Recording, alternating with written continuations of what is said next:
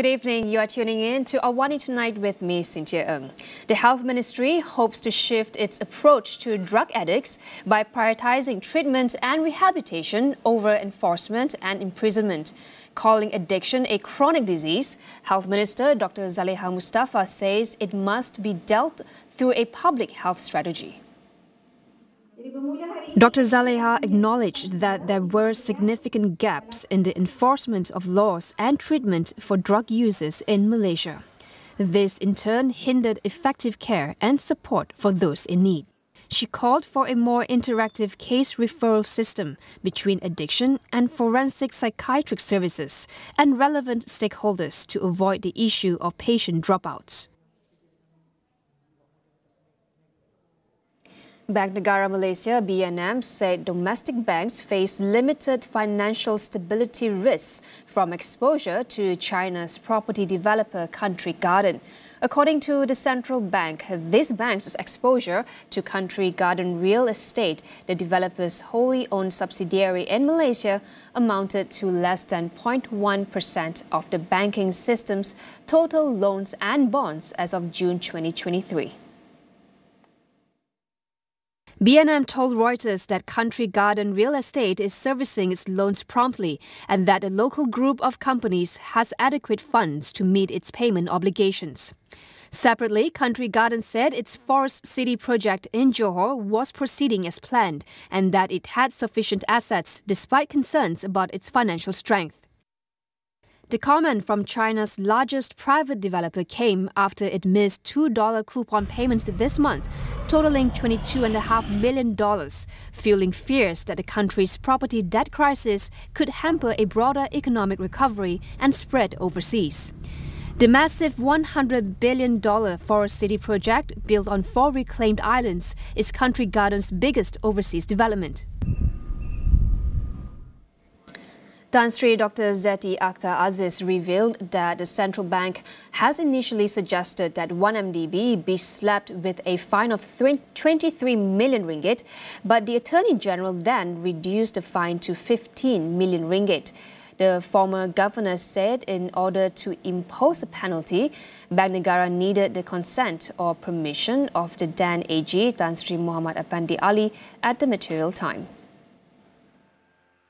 She was testifying as the 46th prosecution witness in former Prime Minister Datuk Sri Najib Tun Razak's trial over 2.28 billion ringgit of 1MDB funds. On a separate matter, Zati also insisted that she was never told that Najib would be receiving donations in his bank account. She said she only met with former MBank Managing Director Chia Teck Kwang briefly, and he had informed her that Najib had opened an account with MBank on January 13, 2011. Zati's testimony contradicts Chia's previous testimony, where Chia said he had told Zati about the purported $100 million donation from Saudi Arabia. She maintained that the central bank did not conduct due diligence on individual accounts, as it was the duty of the respective financial institution.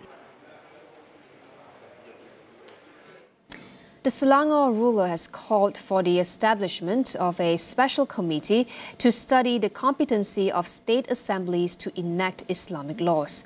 Sultan Sharafuddin Idris Shah says this is due to the number of cases under the jurisdiction of Sharia courts being challenged at the federal court.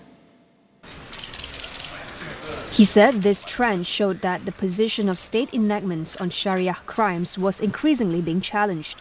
Sultan Sharafuddin, who is also the chairman of the National Council for Islamic Religious Affairs, suggested that the problem could be solved by legislative action through specific amendments to laws.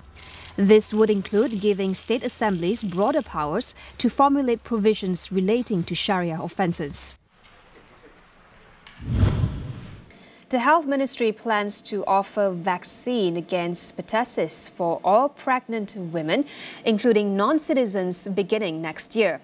According to Health Minister Dr. Zaliha Mustafa, the initiative will involve a yearly allocation of 25 million ringgit, covering some 500,000 pregnant women nationwide each year. Once implemented, all pregnant women, including non-citizens, will be given 1 dose of the tetanus, diphtheria and acellular pertussis or TDAP vaccine in their second or third trimester, or between 13 to 36 weeks of their pregnancy. Dr. Zalia said once TDAP vaccine procurement is completed, with ready stocked at Health Ministry facilities nationwide, the vaccines will be given for free at all Health Ministry primary care facilities. She said babies below 5 months old are most at risk of the disease and experience complications such as pneumonia, encephalopathy and death. 343 pertussis cases and 24 deaths were reported as of August 23rd this year. Of the total, more than half comprised babies under the age of 5 months. Also highlighting the importance of vaccination to keep pertussis at bay is UKM's community medicine specialist, Professor Dr. Sharifah Izzat Wan Puteh. She advises for parents to act now and bring their children to get or complete their vaccination against the contagious disease. What we call as pertussis or whooping cough. This is considered a respiratory illness that is contagious. It spreads through air, which from a person to another person, so it spreads through droplet. And basically, these flies sort of or float in the air when someone coughs, sneezes, and so on. So it gets transmitted to the other person if that person breathes in the same air that contains this bacteria. It has sort of research as well. I suppose one of the reasons is because with the pandemic and the issues of vaccination, some people do not come forward for the vaccines. And at the moment, some of the literature says that there's a lot of disease of pertussis in certain countries, other countries, so they might actually be brought in as well. Hence, when the bacteria is being transmitted between one another, especially for among children, this is considered something which is very unsafe, and this is why some of the children actually sort of succumb to the illness. And this vaccination against pertussis has been available in Malaysia for many, many years. It is usually, in Malay, we call it the tiga serangkai. Penyakit, they get the vaccine for the tiga serangkai, which is basically, for the diphtheria, tetanus, and also pertussis. So it's given in combination. So it's like a combo, but it has to be given 3 doses. Now it is given at 2, 4, and 6 months of age of the child. In some cases, for some reason or the other, it can be financial, it can be access, it can be belief. Some people do not come forward and bring their child for this vaccine. According to Dr. Sharifah, early symptoms can include a runny nose and low-grade fever, and are usually indistinguishable from diseases such as the common flu or even COVID-19. Her advice is to bring children in for assessment, especially if they are unvaccinated. The best healthcare would be practice good hygiene that includes hand washing, cleaning your workstation or your house, because you can, once you sneeze or cough, you tend to touch here and there. So all of these can contain the organism as well. So make sure that you wipe it with alcohol and so on. If you have access, please have good ventilation in your house and things like that. Wear a mask, that will be very helpful.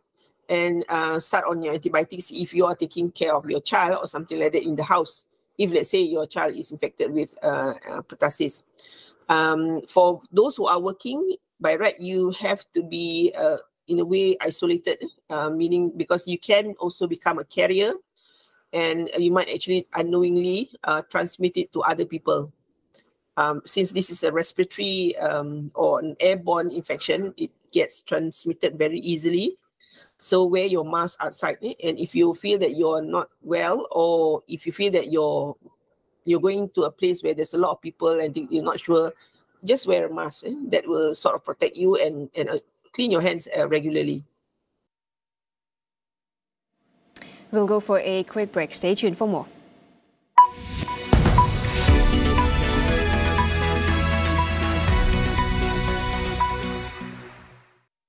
Selebriti menyahut cabaran si Wira Merah.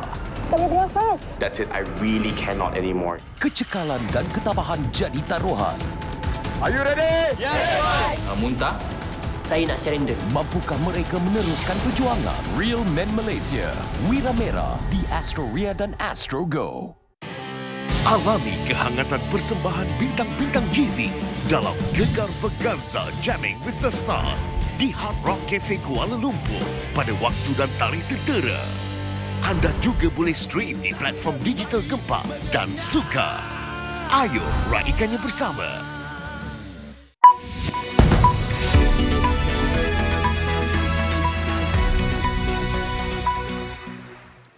Welcome back. Billionaire founder of Foxconn, Terry Gou, will run for president of Taiwan as an independent candidate in the 2024 elections. He last made a presidential bid after stepping down as Foxconn chief in 2019, but dropped out after he failed to win the nomination for Taiwan's main opposition party, Kuomintang. 台湾绝对不能成为乌克兰。 我也绝对不会让台湾成为下一个乌克兰。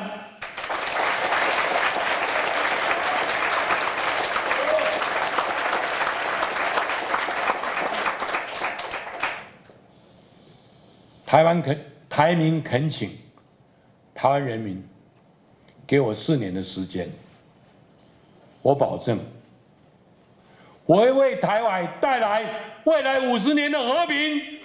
Foxconn is one of the world's largest contract producers of electronics and is a key supplier for Apple's iPhones.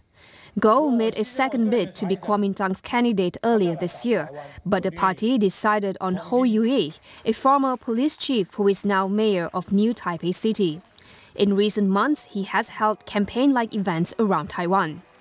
The presidential election in Taiwan is set to take place next January, with Vice President Lai Ching-te as the current frontrunner. Over in China, more than 3,000 people were evacuated in the northwestern Hunan province throughout the weekend due to heavy rain. Chinese weather forecasters warned several provinces to expect continuous downpours and flash floods over the next 2 days. The government has also called for more flooding precautions as Typhoon Saola now makes its way across the South China Sea. It is expected to land at Guangdong province by Friday, and coastal areas such as Fujian have already launched an emergency response by ordering fishing boats to return to harbors in the vicinity. China has been grappling with weeks of rains and floods amid an unusually wet summer. In July, storms from Typhoon Doksuri led to record rains in over a decade, with Beijing experiencing its heaviest rainfall in 140 years. Meanwhile, China announced it will drop COVID-19 testing requirements for people arriving from overseas. Its foreign ministry says the new ruling will come into effect from August 30th. The move marks a milestone towards ending virus restrictions imposed in China since early 2020. The country ended its zero-COVID policy last December after years of strict curbs that include full city lockdowns. As part of those measures, incoming travelers were required to quarantine for weeks at government-designated hotels. The restrictions had slowed the world's second-largest economy while other countries opened up, leading to rising unemployment and rare instances of unrest. A Pakistani High Court has dismissed a sedition case against former Prime Minister Imran Khan. He was charged in March over a complaint that alleged one of his speeches amounted to sedition. But following an appeal by Khan, the court says prosecutors failed to obtain the required consent from the federal or provincial government to lodge sedition charges.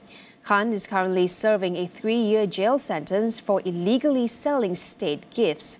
He was ousted in a parliamentary confidence vote in April last year and has since faced over 100 cases against him, ranging from corruption to terrorism.